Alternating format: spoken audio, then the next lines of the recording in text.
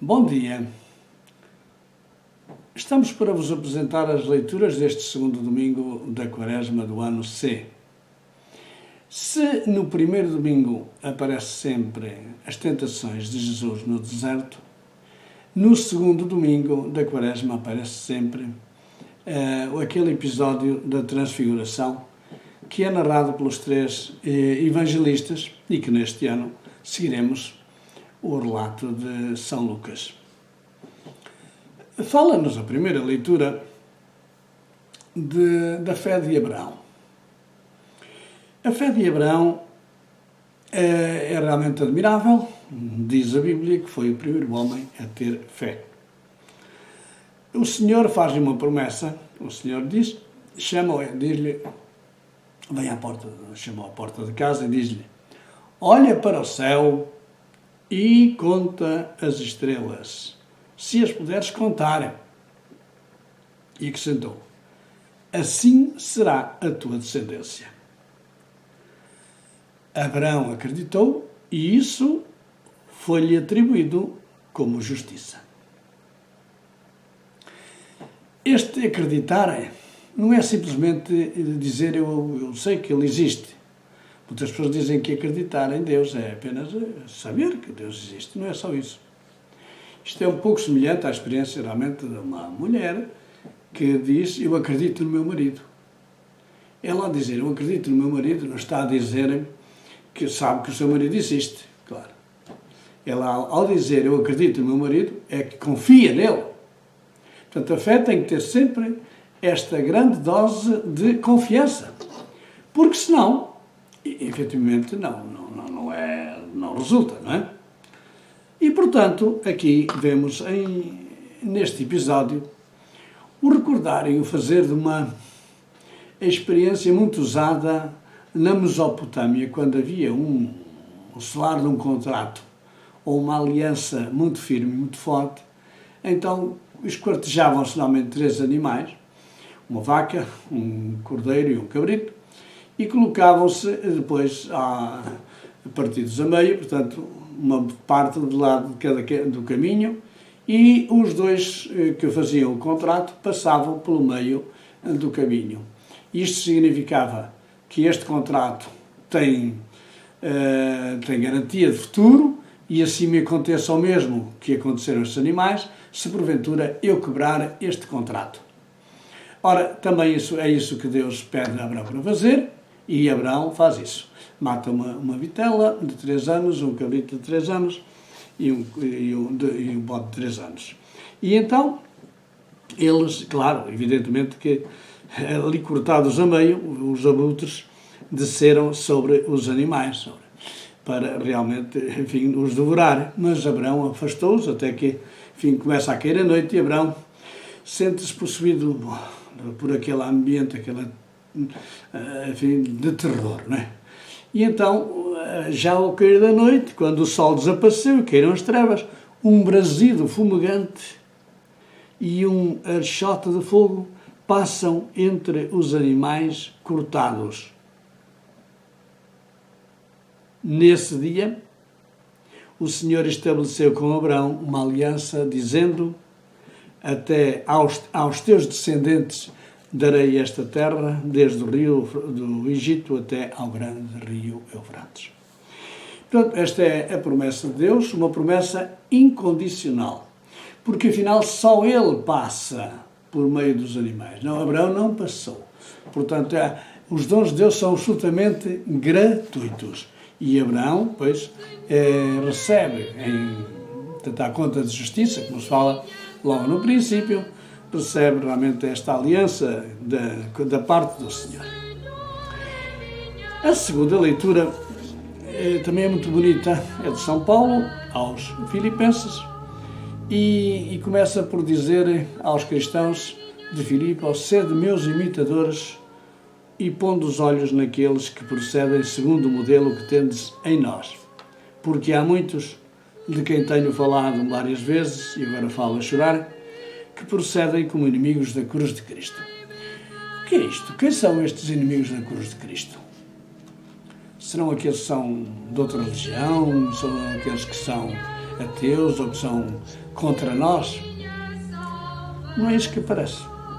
São Paulo fala destes inimigos da cruz de Cristo como tem o Deus na barriga, como o ventre, portanto aquilo que vivem para comer e para beber e só para as coisas muito materiais, muito terrenas.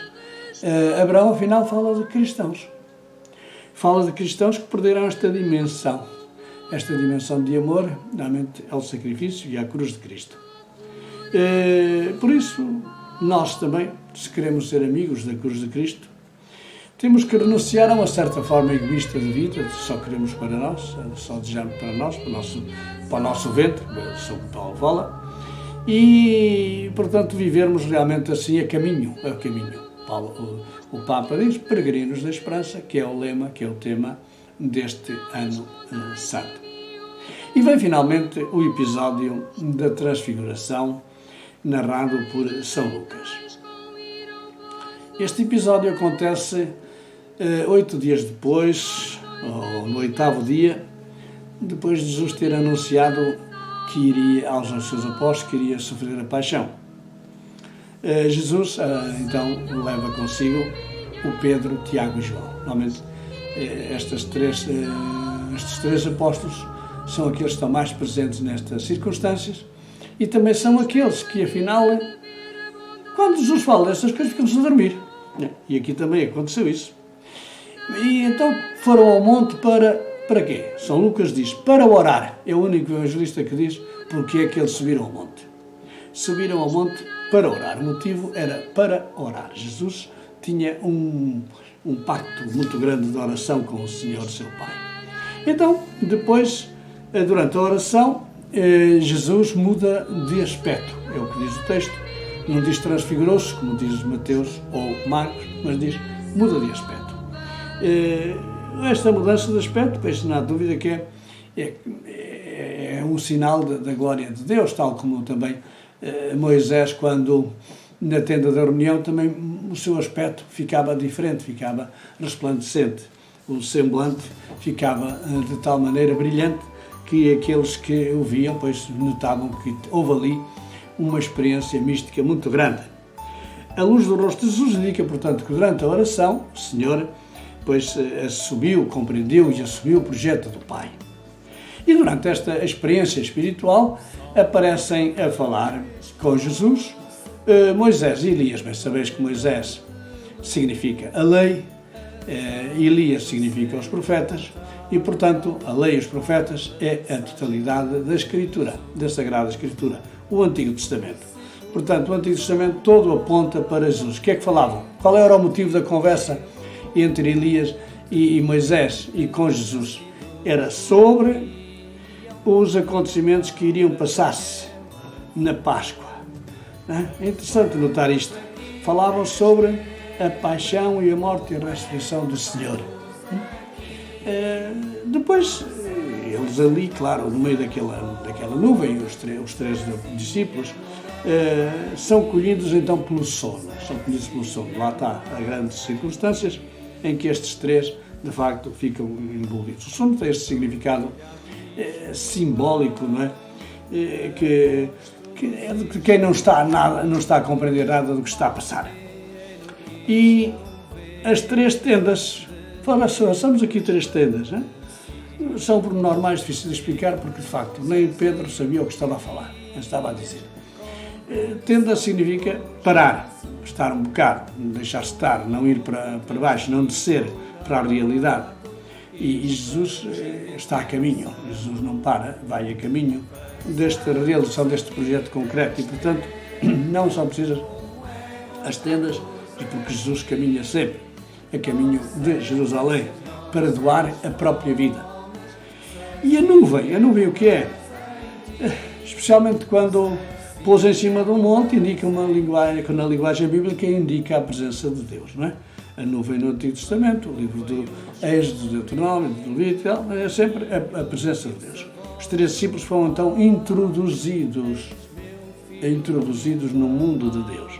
e aí entreviram realmente o caminho do sofrimento que espera o Mestre.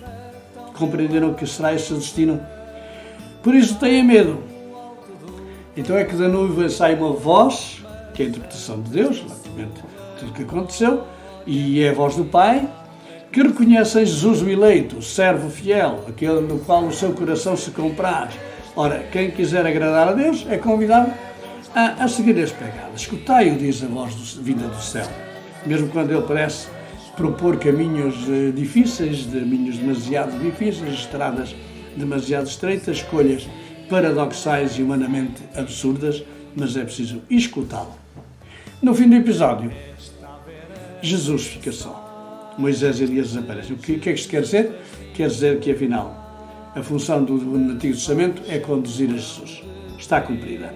Agora, ao homem basta a palavra de Cristo, a palavra de Jesus. E isso realmente não é uma tarefa fácil, acreditar nesta revelação de Jesus e aceitar a sua proposta de vida.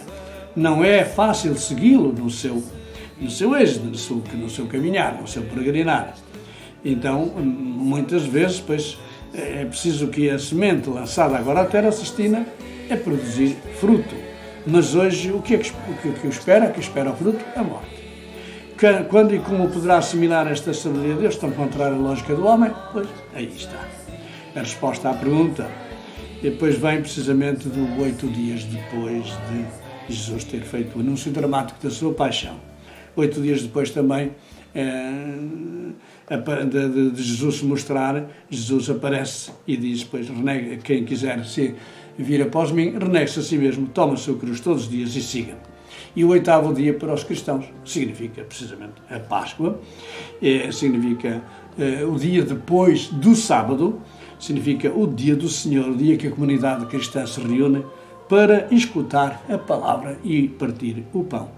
Eis então este Evangelho, estes temas tão bonitos, que não é só transfiguração, mas é esta experiência. Deixemos-nos nós também